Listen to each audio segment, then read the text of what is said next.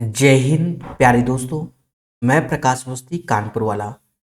प्यारे दोस्तों, आज फिर हम लोग एक सेट लगाएंगे जो कि 19 जुलाई 2023 का शिफ्ट नंबर 1।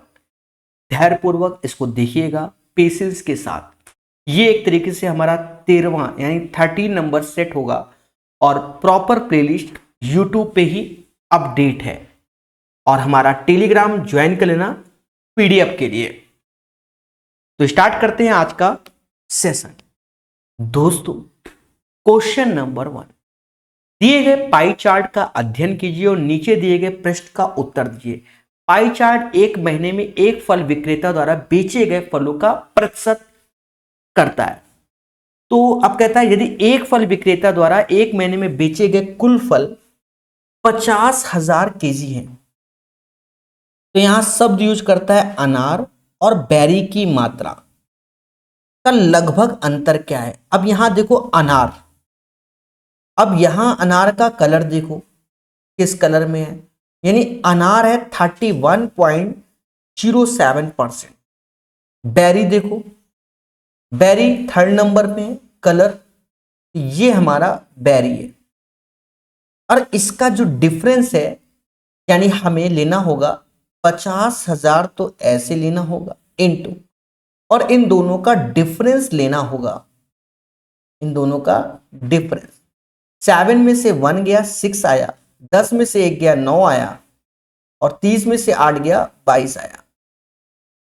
बस 22.96%। तो परसेंटेज से 2 जीरो चले गए और ये 2 जीरो से दशमलव भी चला जाएगा। सिर्फ 5 का गुणा करना है। 6 पंचे 30, 3 हासिल, 9 पना 45, 3 48, 4 हासिल, 5 दूना 10 और 4 14 हासिल, 1 और 10 और 11, यानी 11,480।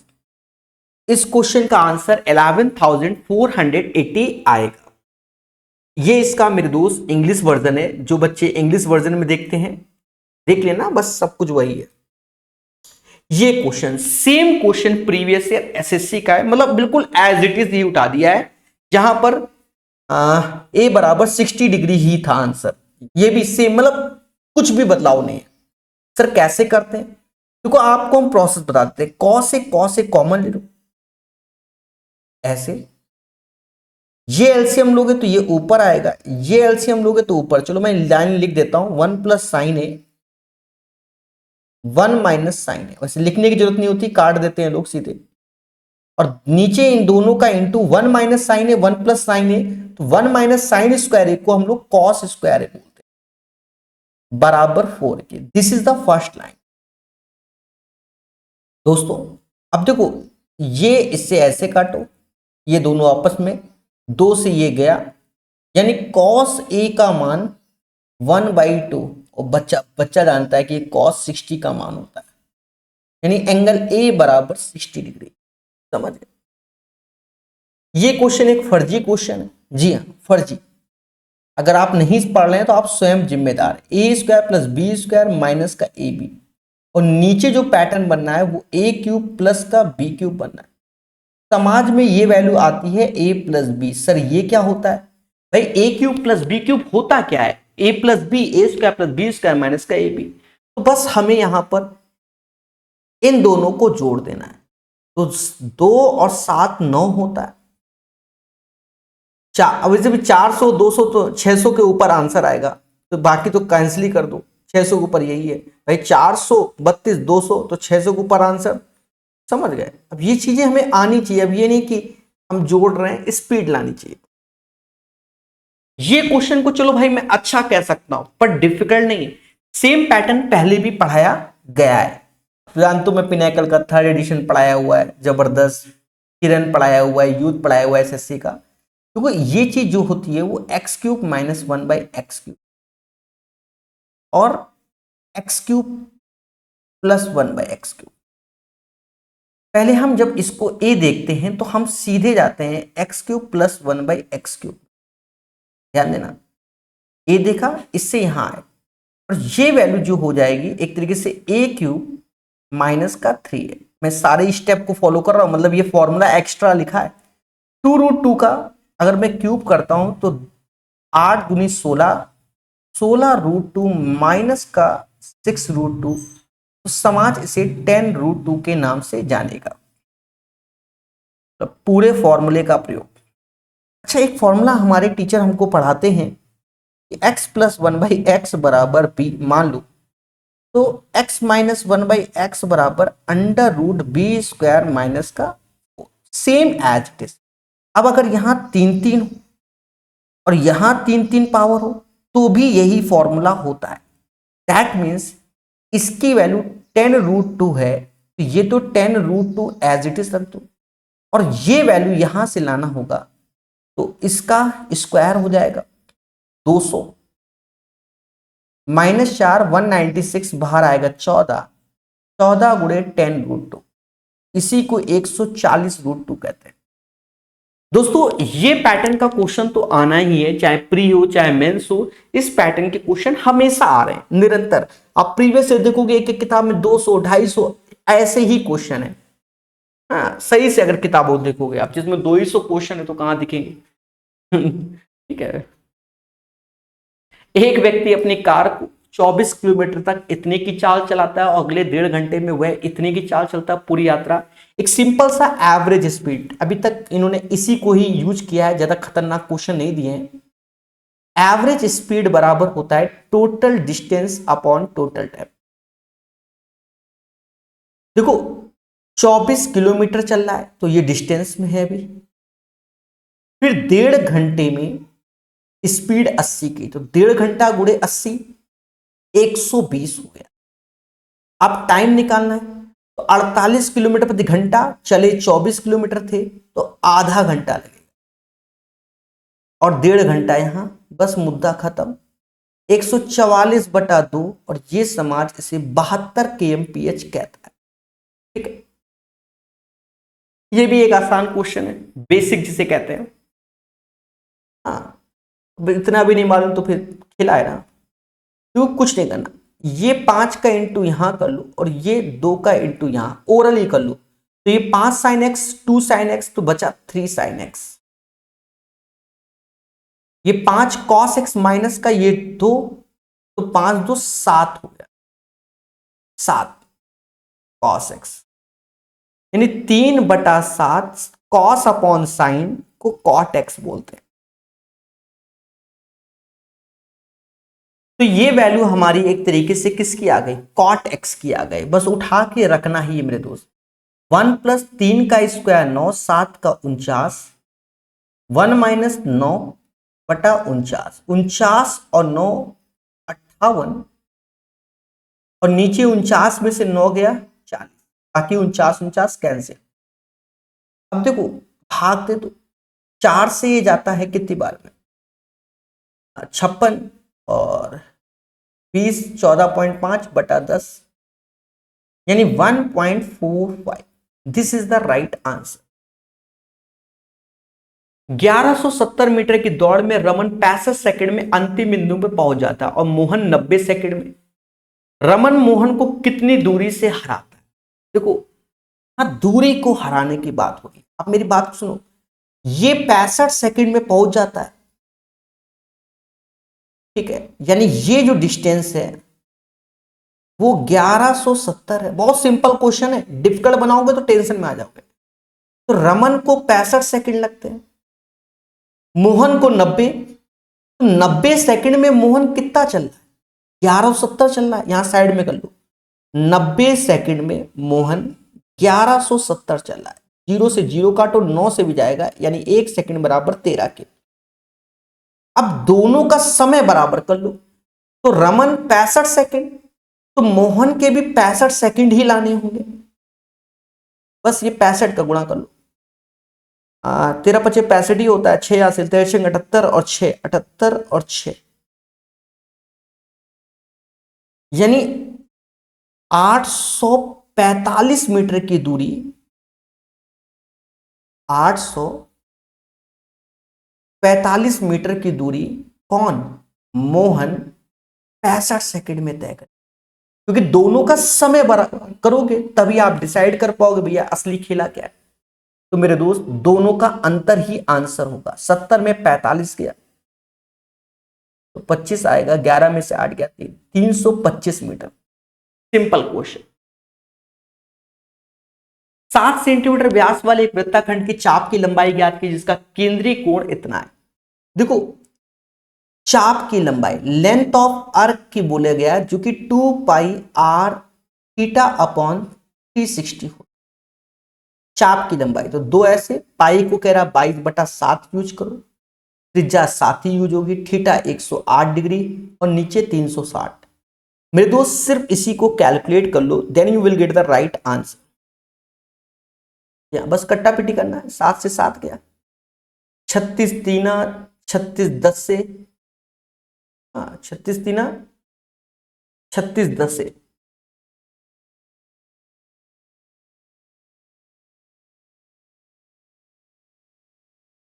बस एक सेकेंड।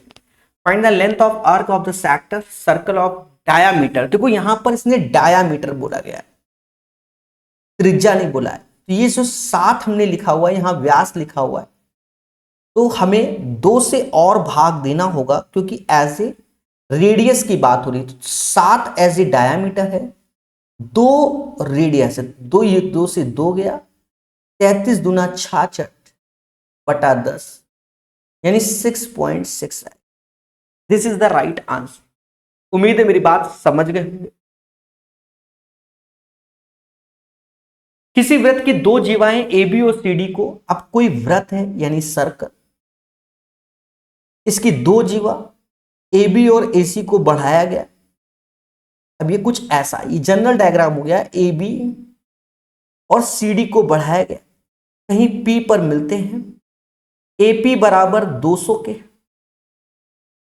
और ए बी बराबर 120 के, तो ये मेरे भाई 80 हो जाएगा। सी पी बराबर 160 के, सी डी तो x मानोगे और ये 160 माइनस एक्स हो जाएगा।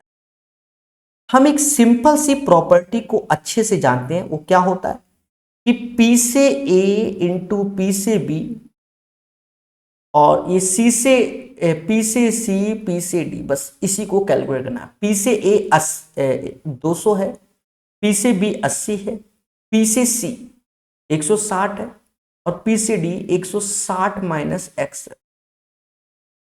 इससे ये 2 बार, 2 से ये 100 बार, यानी 100 बराबर 160 माइनस एक्स।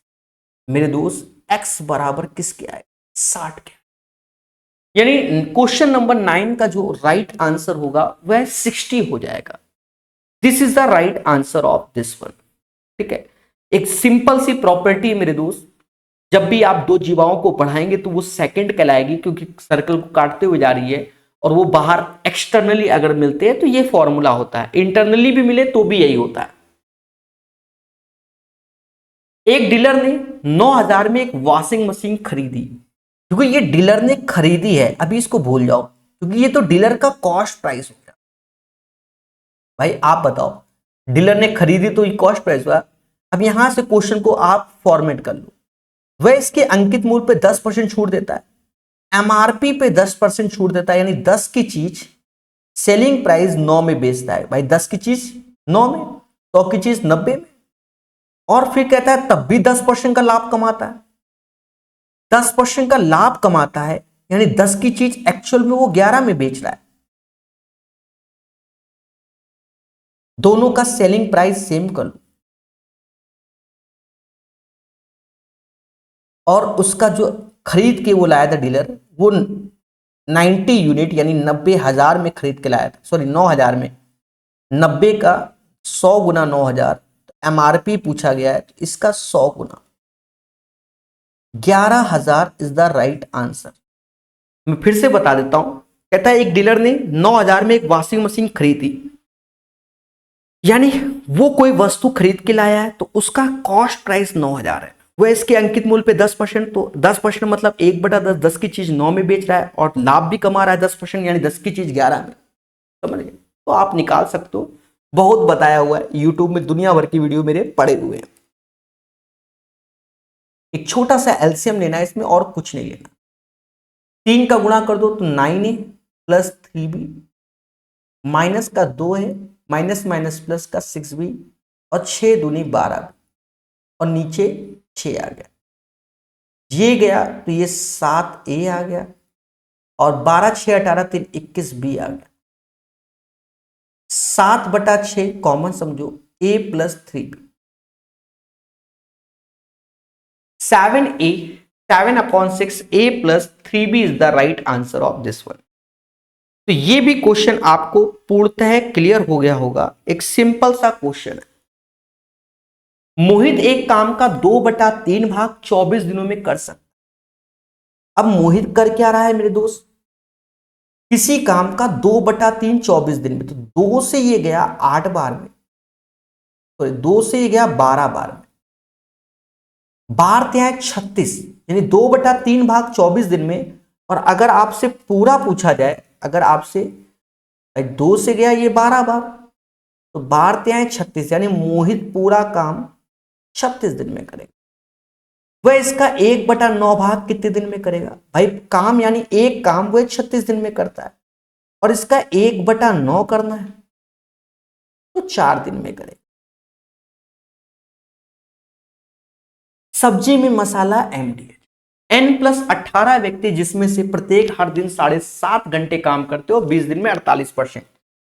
देखा जाए हमने N+18 बंदों को लगाया, ये पर डे 7.5 घंटे यानी 15/2 घंटे एक तरीके से 20 दिन काम करते हैं और 48% काम कर लेते हैं।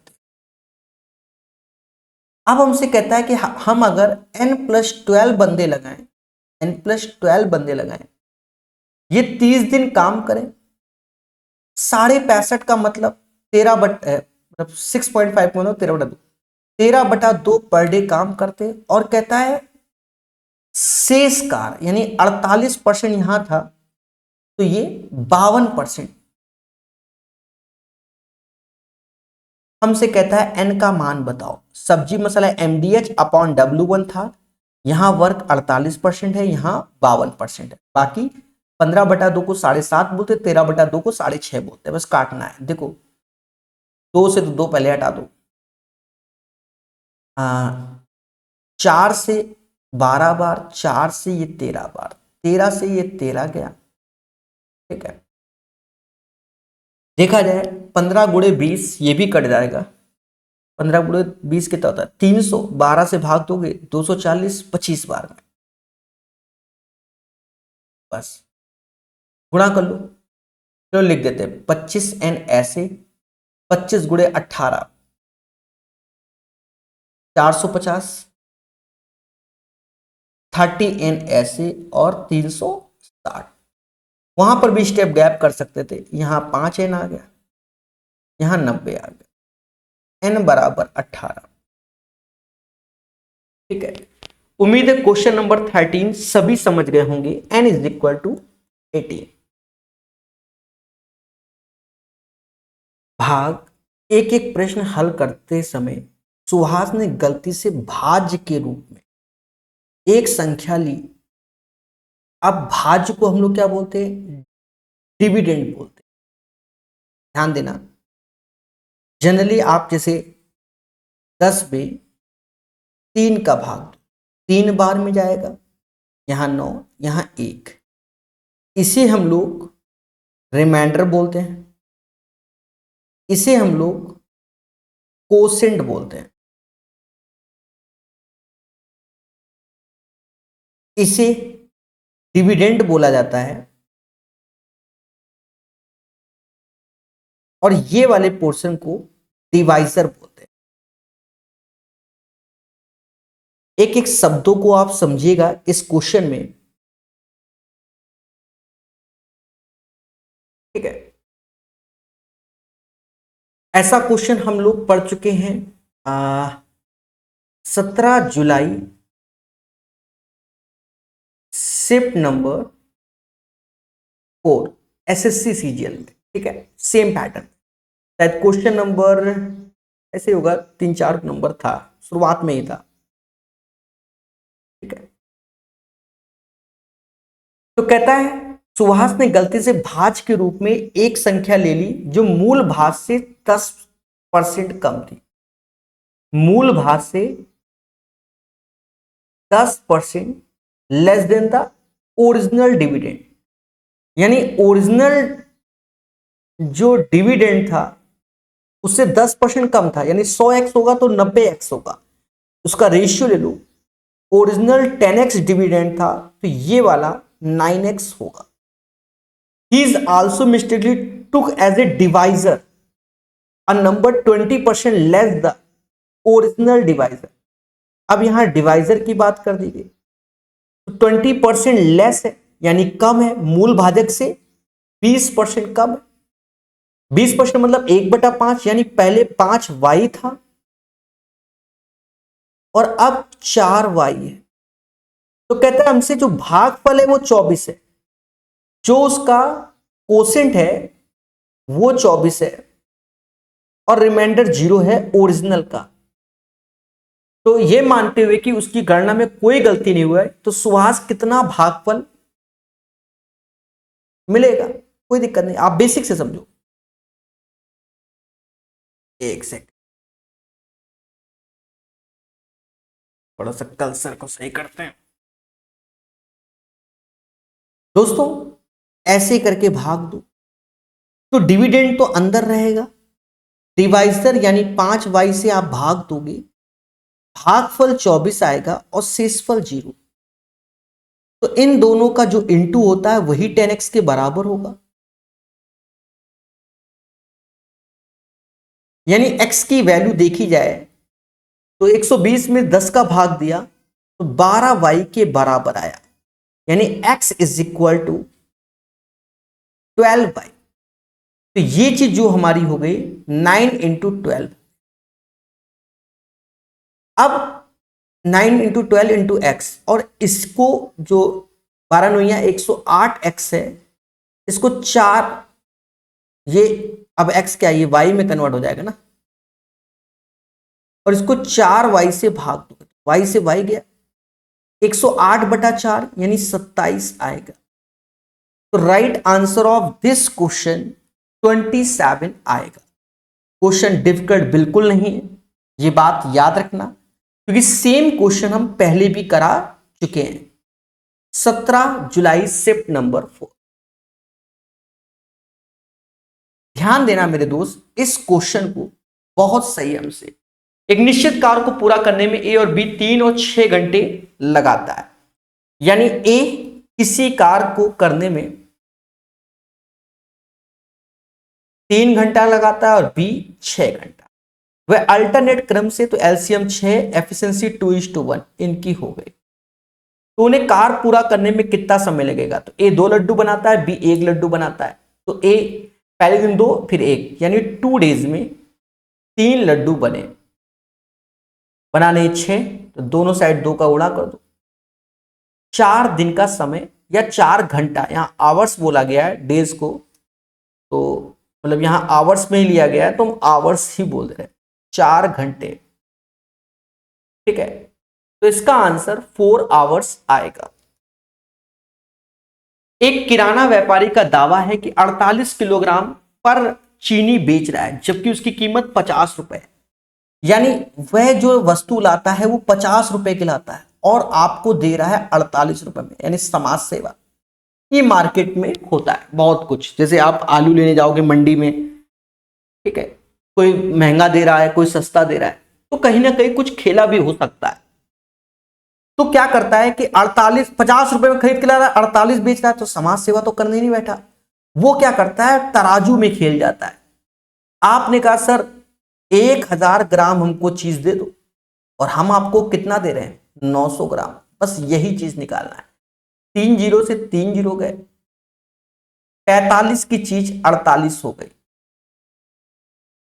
यानी 3 रुपया कमाया आउट ऑफ 45 गुणे 100।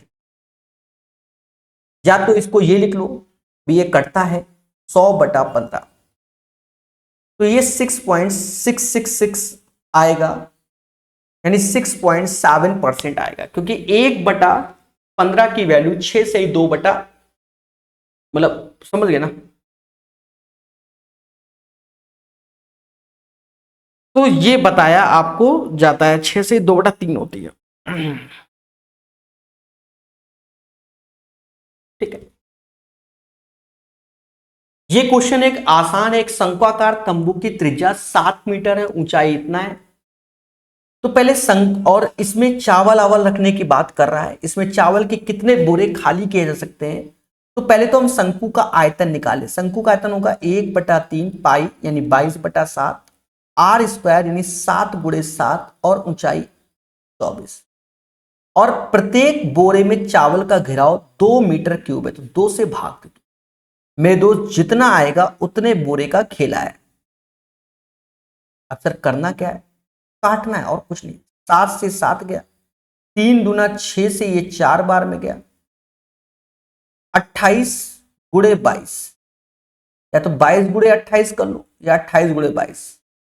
28 दूना 56, 5 हासिल, 56 और 5 616। समान त्रिज्या 6 सेंटीमीटर वाले दो वृत्त एक दूसरे को पी और क्यू पर प्रतिच्छेदित करते हैं। दो वृत्त जिनकी त्रिज्याएं क्या है, समान है, और वह प्रतिच्छेदित करते हैं पी और क्यू पर। पी और क्यू की जो लेंथ है वो 10 है according to the question. According to the question. अब सेंटर से इसको मिलाया, त्रिज्याएं तो समान है यानी ये भी 6 है, ये भी 6 है। और हम जानते हैं कि सेंटर से जो ये कॉर्ड होती है वो बराबर भागों में डिवाइड होगी, तो 10 थी तो ये 5 हो गया। जो कॉर्ड होगी वो बराबर भागों में डिवाइड होगी, दोनों वृत्तों के केंद्रों के बीच की दूरी। अब आप एक ट्रायंगल मान लो ये वाला सिंपल सा लेना चाहोगे, तो ये 6 है, ये 5 है, तो 6 का स्क्वायर 36, 5 का 25 यानी √11 आ गया। यानी ये वैल्यू √11 तो ये भी वैल्यू √11, दोनों को जोड़ोगे तो 2√11 आएगा। Simple question. 8% वार्षिक दर से 21 माह 6000 पर कितना साधारण ब्याज मिलेगा। SI = PRT/100 होता है। प्रिंसिपल 6000 है, रेट 8%, माह 21। तो माह को हम लोग ईयर में कन्वर्ट करेंगे, ठीक है, क्योंकि रेट इनटू टाइम, जो टाइम हमेशा होता है वो ईयरली बेसिस लेते हैं। तो 21/12 बस काट लो अपने हिसाब से। 12 पंचे 60 यानी 5, तो ये 40 हो गया और 21 840। 21 × 4 84। समझ गए। आर पहले दिन चाल V से और T समय में X दूरी तय करता है। आर एक नाम है, खेला तो ये है, यानी डिस्टेंस बराबर स्पीड इनटू टाइम बोल सकते हैं, ठीक है। डिस्टेंस x है, स्पीड y है और time t। This is the equation number 1। कहता अगले दिन वह इतने समय में इतनी दूरी करता, तो डिस्टेंस 2.5x है, समय 0.75 t है, और हमसे स्पीड पूछा गया तो स्पीड आएगा s। बस यहीं खेल जाओ, कुछ नहीं करना, एक फर्जी क्वेश्चन है, पर बच्चा नहीं किया होगा, अटेम्प्ट डर गया होगा। 2.5x की वैल्यू v × t है। 0.75 को हम लोग 3/4 कहते हैं। t ऐसे s ऐसे, t से t गया, ये 10 हो गया, 3 से भाग यानी 10/3 t बराबर v स्पीड की। जो नई स्पीड आएगी वो 10/3 और किसके होगा, स्पीड के। ये क्वेश्चन एक ऑब्जर्वेशन बेस्ड क्वेश्चन है मेरे भाई। Question number 21 observation based. आप अगर दिमाग लगा लेंगे तो आंसर आ जाएगा। निम्नलिखित आरेख एक कोचिंग संस्थान द्वारा आयोजित 3 परीक्षाओं में विद्यार्थियों के अंकों की निरूपित किसके औसत अंक सबसे बड़े अधिक है। अब ये 84, 71, 95 जोड़ो, 3 से भाग, 93, 76, 103 से भाग, ऐसे करके करना पड़ेगा। देखो, या आप 3 से भाग भी ना दो, सभी को जोड़ लो, जिसका ज्यादा होगा वही सबसे ज्यादा होगा। मैटर समझे कि नहीं। पर हम अगर उससे भी बचना चाहें, जैसे पहला ऑप्शन है डी, ये सबसे ज्यादा डी है, तो डी को पकड़ लिया, डी को ही पकड़ लिया है। ऑप्शन में ही चेक करना, आप ये नहीं कहीं बट लो। डी का पहले किससे, ई से चेक कर लो, सी से चेक करो, फिर बी से। अब जिससे आ जाए तो वो डी हट जाएगा, वरना फिर डी होगा। देखा जाए ये 90 है, ये 90 है, ये 94, ये 93, यानी 1 की कमी। पर ये 80, ये 88, यानी ये 1 कम था पर ये 8 ज्यादा है, यानी डी से ज्यादा औसत ई का हो जाएगा। समझ गए ना? अरे मेरे भाई 80 तो ये 8 ज्यादा है, 90 तो 90 सेम है, मान लो ये वाला सेम है, 94 तो ये एक कम है, तो ये 7 ही का तो मैटर हुआ, यानी 80 90 94 के योग से ये 7 ज्यादा है मेरे दोस्त, तो डी तो होगा नहीं। चलो भाई ये आंसर है तो हम ई को अभी नहीं लेते हैं, हम सी को देख लेते हैं। सी का कंपैरिजन किससे करेंगे? अभी हम ई से ही करेंगे क्योंकि ई पे आ गए। अब देखा जाए एक 71 है, मतलब समझ गए ना, 88 से भी कितना कम है, 79 है, सिर्फ 99 ज्यादा है, तो यहां 93 और बाकी की भरपाई तो कर ली होगी, यानी सी भी नहीं होगा। बी भी देखो, यहां बड़ा यार बी होने के चांसेस है, बी होने के चांसेस है, मेरी बात को समझो। ये 93, तो देखो ये 93, इसमें भी 93 है, ये 101 है, मान लो 90 से ये 11 ज्यादा है, लेकिन बगल में 88 से नीचे वाला 12 कम, यानी 1 11 -1, इससे एक कम है ये वैल्यू। तो ये एक तरीका तो ये हो गया कि आप ऑब्जर्वेशन बेस्ड आपका बेहतर होना चाहिए। अब देखो DECB में तो ए को तो जोड़ना ही नहीं है, इन्हीं को जोड़ लो, किसका ज्यादा, तो आप मोटा मोटा 6 और 1 7 3 10 0 10 7 17 1 18 और 9 270 इनका योग, भाग नहीं देना, कोई जरूरत नहीं है। 9 दूनी 18 1 19, ये 14 1 15 15 और 9 15 9 24, ये 4 ऐसे, 9 दूनी 18 और 8, हाँ, और ये 9 त्रिका 27। अब देख लो सबसे ज्यादा किसका है। अब भाई 271 में आप भाग दोगे 3 का तो भी इसका औसत ज्यादा होगा, तो आप ऐसे भी कर सकते हैं, बाकी जैसी आपकी श्रद्धा। इंग्लिश वर्जन में निम्नलिखित में से कौन संख्या 36 से डिविजिबल है? देखो 36 से डिविजिबिलिटी के लिए रूल क्या होगा, 9 और 4 से चेक करना होगा। सर 18 और 2 से क्यों नहीं? हमेशा याद रखना जब भी यह है कि एचसीएफ 1 होना चाहिए और एलसीएम वह संख्या स्वयं होना चाहिए, ठीक है।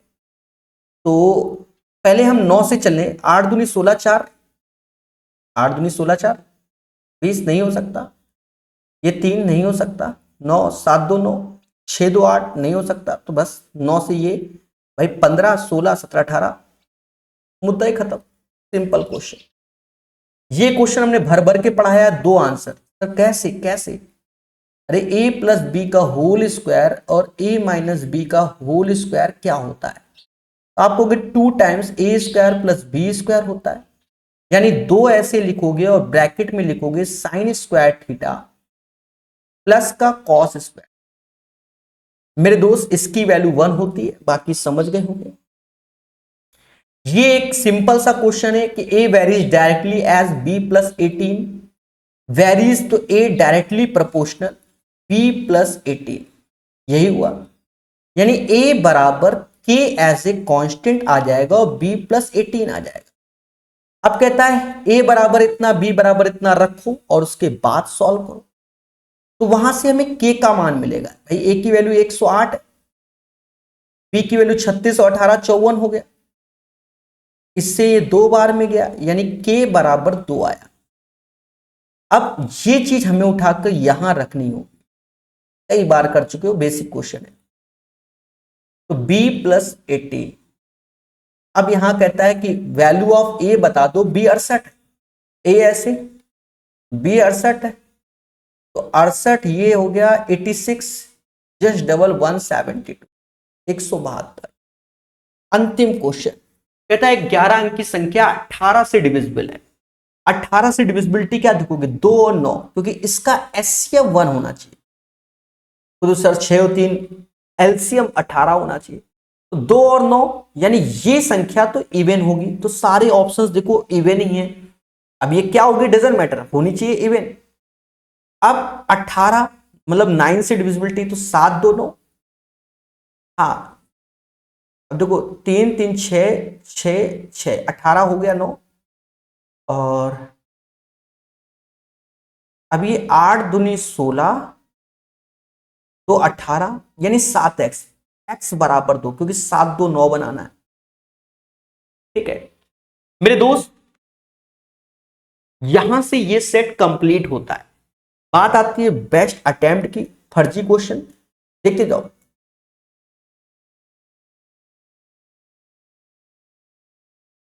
सिर्फ चलो 14 नंबर क्वेश्चन अच्छा है मेरे भाई,